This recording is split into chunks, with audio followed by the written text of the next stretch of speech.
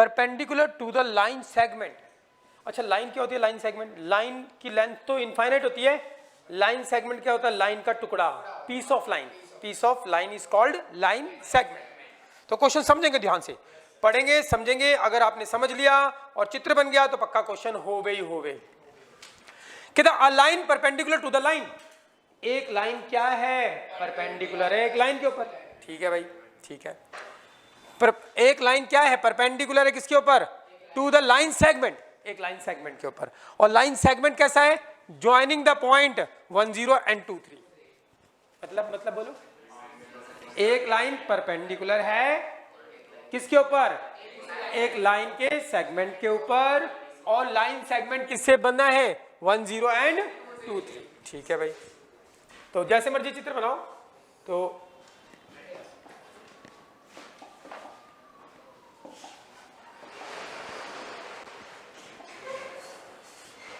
एक लाइन है ये क्या है? परपेंडिकुलर है किसके ऊपर? एक लाइन सेगमेंट। लाइन तो इन्फिनिटी तक बढ़ा सकते हो, लाइन को हम इन्फिनिटी तक बढ़ा सकते हैं, पता है ना?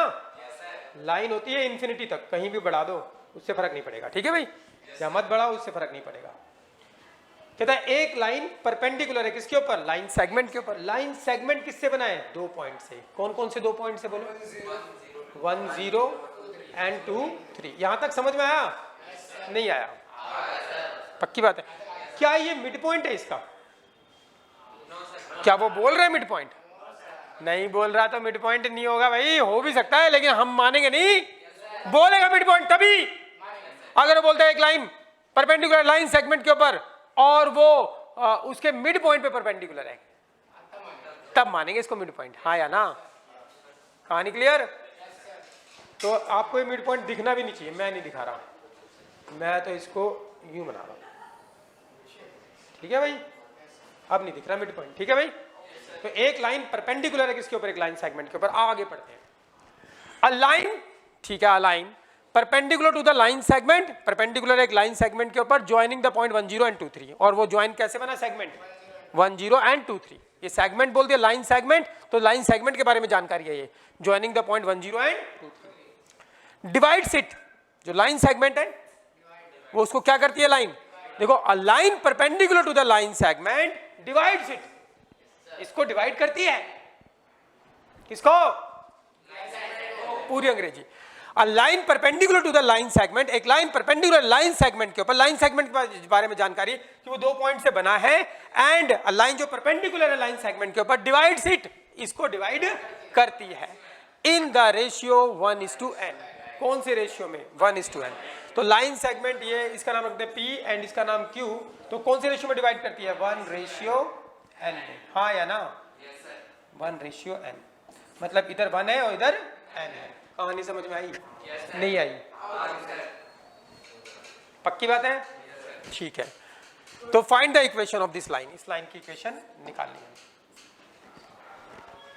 क्लियर भाई? अब क्वेश्चन उठता है, अब कैसे निकालें इक्वेशन? लाइन की इक्वेशन निकालने के लिए क्या चाहिए? एक पॉइंट और स्लोप। इस लाइन का ना तो स्लोप दे रखा ना पॉइंट। अच्छा, can you find the slope of this line? ये लाइन इसके ऊपर क्या है? परपेंडिकुलर, तो PQ का स्लोप निकाल लोगे? PQ का स्लोप, और इसके स्लोप को नाम दे दो m1, PQ के स्लोप को नाम दे दो m2, और क्योंकि परपेंडिकुलर तो m1 इंटू m2 बराबर क्या होगा? -1। तो किसका स्लोप आ जाएगा? इस लाइन का स्लोप आ गया। क्या आ गया? लेकिन अभी पिक्चर बाकी है। क्या बाकी है पिक्चर में? पॉइंट। तो मैं ये वाला पॉइंट निकाल सकता हूं अगर थोड़ा सा दिमाग लगाऊं तो। इस चित्र को देखो अलग से, इस PQ को देखो, ये रहा PQ, और ये वाला पॉइंट मुझे निकालना है। ये कौन सी रेशियो में डिवाइड करती है? 1:n में। ये वाला पॉइंट निकालना है R। क्या निकालना है? R। याद करो सेक्शन फॉर्मूला, याद है? सेक्शन फॉर्मूला याद नहीं होगा? मान लो P के कोऑर्डिनेट है x1 y1 और Q के कोऑर्डिनेट है क्या? x2 y2। हाँ या ना? तो इस R के कोऑर्डिनेट क्या होते थे? Section formula. बिल्कुल। तो आपको क्या करना है बताओ? ये वाला पॉइंट लेना है, यहां से P से Q है ना, लाइन सेगमेंट क्या? PQ, ये P है, ये Q है, तो इधर से लेना है, इधर से ही लेना है। तो इधर क्या है? 1 को किससे मल्टीप्लाई करोगे? इधर x2 से। n को किससे करोगे? x1 से, अपॉन में इन दोनों का सम। हाँ या ना? तो याद होना चाहिए भाई 1 इंटू में ऐसे नहीं करना, पहले ऐसे करना है, पी क्यू है तो पहले पी से क्यू की तरफ, और रेशियो भी क्या दे रखा है 1:n में डिवाइड करता है पी क्यू को, तो पी की तरफ 1 होगा और इधर n होगा, ऐसे मत लिख देना 1:n, नहीं 1 पहले n बाद में, मतलब p से q की तरफ है तो p वाली तरफ क्या होगा 1 और इस तरफ क्या होगा n, समझ रहे हो ये बात? पक्की बात? तो ठीक है भैया, सेक्शन फॉर्मूला हमको आता है, एक बार दोबारा रिकॉल कर लेते हैं। सेक्शन फॉर्मूला होता क्या है, आपको पता है कि अगर कोई पॉइंट r होता है, पॉइंट r, और इसको डिवाइड करता है m/n रेशियो में था, ये इंटू में ये इंटू में अपन में दोनों का सम, तो 1 इंटू में क्या होगा 1 इंटू में x2 एंड n इंटू में क्या x1 अपॉन में इन दोनों का सम, ये r के कोऑर्डिनेट निकलते, फिर क्या होता बोलो 1 इंटू में क्या y2 and plus n into में क्या y1 अपॉन में क्या दोनों का सम, ये सेक्शन फॉर्मूला था। ठीक है भाई, क्वेश्चन पे आते हैं दोबारा। क्वेश्चन की फिगर समझ में आ गई भाई?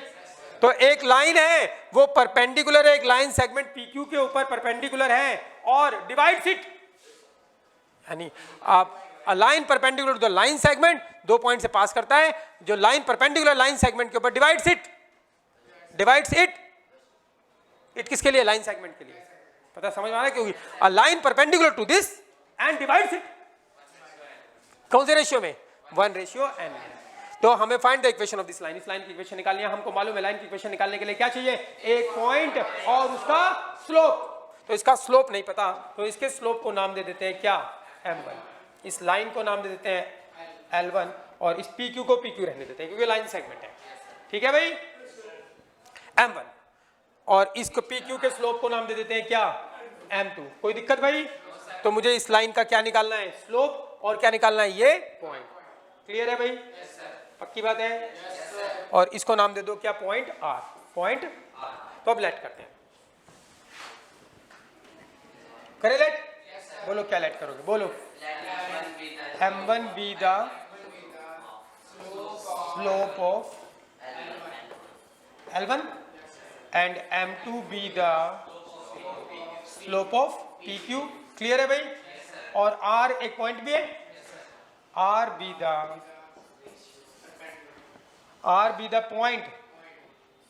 the point on किसके ऊपर, on PQ के ऊपर, divides PQ इन कौन से रेशियो में, R कौन सा पॉइंट है बताओगे ना, 1:n, हाँ या ना? क्लियर है भाई? R पॉइंट हमने लेट किया, कैसा है वो बताओ, कैसा है, कहाँ है पॉइंट, वो PQ के ऊपर पॉइंट है और वो डिवाइड करता है कौन से रेशियो में, PQ के ऊपर, पूरा लिख के बताना है। तो जो आपने लेट किया वो सिंबल दे दिए, अब मैंने बताया जो लेट करते हैं वो निकालते हैं, चलो ठीक है निकालते हैं। अब बताओ 1 by 1 करके निकालेंगे, पहले क्या निकाल लेते हैं, m2 की जरूरत पड़ेगी, है ना, m2, तो m2 सीधा निकालू, अब मैं, आप बड़े हो गए, m2 क्या होगा, इसको x1 y1, इसको x2 y2, y2 minus y1, 3 minus 0 upon में x2 minus x1, 2 minus 1, simplify करोगे तो क्या हो गया 3 अपॉन में 1 यानी के 3, ये m2 निकल गया।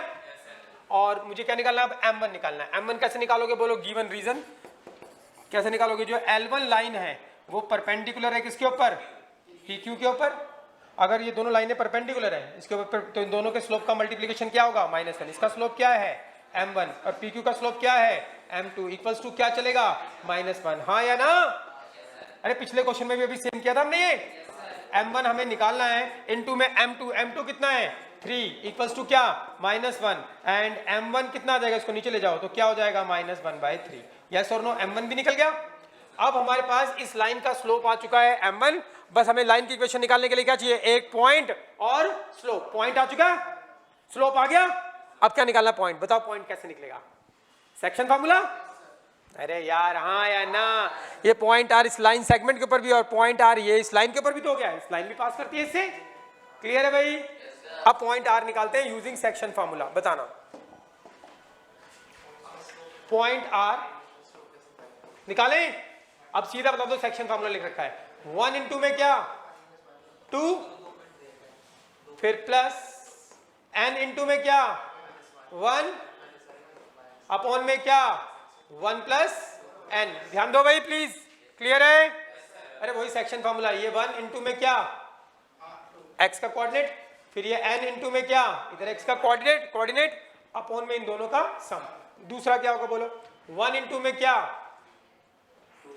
3 n प्लस n इंटू में क्या 0 अपॉन में दोनों का सम। अरे हाँ या ना, तो पॉइंट r के कोऑर्डिनेट निकल गए। ये 1 इंटू 2 कितना हो गया 2 और n इंटू 1 प्लस n ही रहेगा, अपॉन में क्या हो गया 1 प्लस n। इसको सिंप्लीफाई करते हैं, ऊपर कितना आ गया 1 इंटू 3 n इंटू 0 हो जाएगा, हटा दो उसको, एंड 1 प्लस n। क्लियर है भाई। अब हमारे पास पॉइंट r भी आ चुका है और उसका स्लोप भी आ चुका है। यस और नो। पॉइंट r के कोऑर्डिनेट चाहो तो यहाँ लिख दो, आपको अच्छा लगेगा, नहीं लिखना तो मत लिखो। इस पॉइंट r के कोऑर्डिनेट हमने निकाल दिए।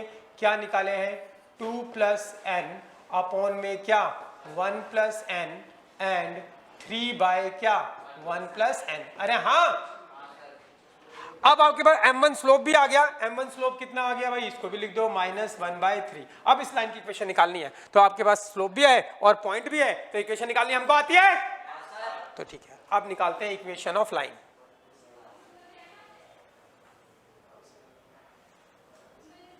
ध्यान देंगे सभी, निकालें इक्वेशन ऑफ किसकी, L1 की। क्या होगी इक्वेशन बोलो, वही y माइनस y1 अपॉन में x minus x1 equals to क्या स्लोप। स्लोप क्या है m1। अब ध्यान से वैल्यू रखनी है, कैसे, ध्यान से बोलो, y माइनस y1 क्या है, ये रहा पॉइंट x1 y1। अरे हाँ या ना, इस लाइन की इक्वेशन निकालने तो इसका स्लोप और इसका पॉइंट r से पास करती है, तो ये पॉइंट ये रहा, ये x1 है ये y1 है। ध्यान से, तो y माइनस y1 क्या है 3 अपॉन में क्या 1 प्लस n अपॉन में x माइनस x1 क्या है 2 प्लस n अपॉन में क्या 1 प्लस n। अरे हाँ हम इक्वल्स टू क्या स्लोप m1 कितना है -1/3। क्लियर है भाई। अब इसकी कैलकुलेशन करेंगे बिल्कुल आंखें खोल के, खोल लें आंखें, खोल लें। तो इसके नीचे कुछ नहीं है तो बच्चों क्या होगा 1, इसके नीचे कुछ नहीं तो क्या होगा 1, इसका एलसीएम करो ऊपर वाले का क्या होगा 1 प्लस n, ये 1 प्लस n इससे भी मल्टीप्लाई होगा और 1 इससे होगा। 1 प्लस n को इससे करोगे तो 1 प्लस n को ब्रैकेट में कर दो, किससे मल्टीप्लाई होगा y से। अरे हाँ हम इसको 1 से करोगे तो -3 अपॉन में, इसको करते हैं इसका एलसीएम करोगे तो कितना होगा 1 प्लस n, ब्रैकेट में लिख दो, अच्छा लगता है तो नहीं तो दिक्कत करेगा इसको, क्योंकि y को पूरे 1 प्लस n से मल्टीप्लाई करना ना, इसलिए ब्रैकेट में, समझ रहे हो। इसको इससे करोगे तो 1 प्लस n इंटू में क्या x, अरे हाँ, एंड माइनस, इसको 1 से करोगे तो माइनस का क्या, इसको भी ब्रैकेट में लिखते हैं, ठीक है भाई, ये तो झंड हो जाएगी क्योंकि माइनस है, इसको 1 से मल्टीप्लाई करोगे माइनस है तो इसके साइन चेंज भी होंगे बाद में, तो 2 प्लस n। क्लियर है भाई। अरे हाँ, इज इक्वल्स टू क्या है माइनस का 1/3। ये देख लेना सारी जगह n है, बस ये x है, ठीक है, इसलिए मैं x को थोड़ा सा अच्छा बना रहा हूँ ताकि आपको पता लग जाए। सिंप्लीफाई करते हैं, कुछ दिख रहा है, ये 1 प्लस n क्या होगा कट जाएगा। अब जो जो बचा उसको बिल्कुल ध्यान से लिखेंगे। क्या बचा 1 प्लस n इंटू में y माइनस 3 अपॉन में नीचे क्या बचेगा 1 प्लस n इंटू में क्या x एंड माइनस, इसको भी ऐसे लिखते हैं 2 प्लस n, ठीक है भाई, इक्वल्स टू क्या है -1/3। अब क्या करोगे बोलो, क्रॉस मल्टीप्लाई, इसको पूरे को 3 से मल्टीप्लाई और इसको -1 से, तो माइनस से करोगे तो इसके साइन क्या हो जाएंगे चेंज। ध्यान से, इसको 3 से करोगे तो 3 से भी होगा, इससे भी होगा, 3 को इससे करो, 3 को इससे करोगे तो 3 से भी मल्टीप्लाई, 3 से पता है ना, 3 को इससे करोगे तो 3 एंड 1 प्लस n y, 3 को इससे करोगे तो माइनस का 9 और इसको माइनस से करोगे तो इसके आगे क्या आ जाएगा -1 प्लस n x और इसको माइनस से करोगे तो क्या हो जाएगा प्लस का क्या 2 प्लस n। क्लियर है भाई, देखते रहना देखते रहना। ये इस तरफ आके क्या हो जाएगा प्लस का, तो इस तरफ ले जाओगे तो प्लस हो जाएगा 1 प्लस n x, ये प्लस हो गया, फिर ये y वाली टर्म लिखो plus 3 and 1 plus n y और ये क्या है माइनस का 9, इसको इस तरफ लेके आओगे माइनस होगा -2 and minus n equals to क्या 0। अरे हाँ, तो ये हो गया 1 प्लस n और ये x and plus 3 and 1 plus n and ये y और ये कितना हो गया भाई माइनस का 11 और ये क्या माइनस का n, तो 11 माइनस एन, या माइनस कॉमन ले लूँ तो 11 प्लस एन भी लिख सकते हैं। अरे हाँ या ना, या उतना भी छोड़ सकते हो, या उस तरफ भी ले जा सकते हो। अब बुक वाला क्या करता है, एक बार चेक करो आंसर।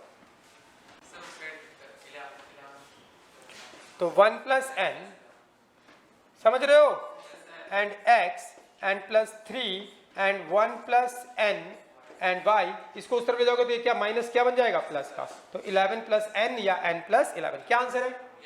यही है, यही है भाई। समझ आ गया? कैसा